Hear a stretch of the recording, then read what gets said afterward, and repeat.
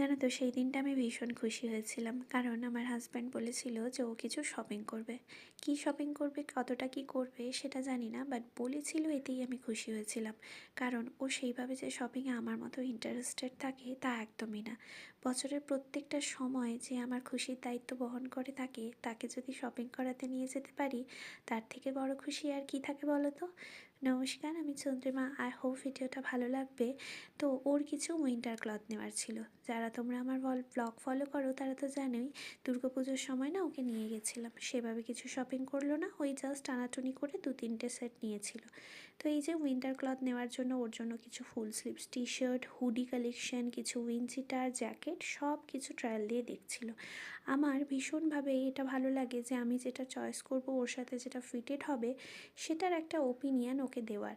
আর ও সেটা ভালোবাসে, ওই জন্য কখনোই আমরা দুজনের শপিং দুজনকে ছাড়া করতে যাই না। যতটা টাইম আমার হাজব্যান্ড সব কিছু দেখছিল ট্রায়াল দিয়ে, আদ্বিক তো ইরিটেট হয়ে যাচ্ছিল বাবাকে না পেয়ে।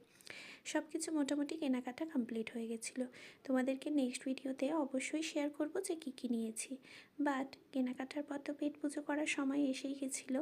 তো আমরা একটা রেস্টুরেন্টে চলে গেছিলাম, অর্ডার দিয়েছিলাম এগ নুডলস, চিকেন নুডলস, তার সাথে ললিপপ উইথ সস। তারপর প্ল্যানিং ছিল আইসক্রিম খাওয়ার, আর আদ্বিকের সাথে একটু সুন্দর মুহূর্ত স্পেন্ড করলাম। ভালো থেকো সবাই, আবার তোমাদের সাথে দেখা হবে নেক্সট ভিডিওতে একটা নতুন গল্পের সাথে। ততক্ষণ টাটা।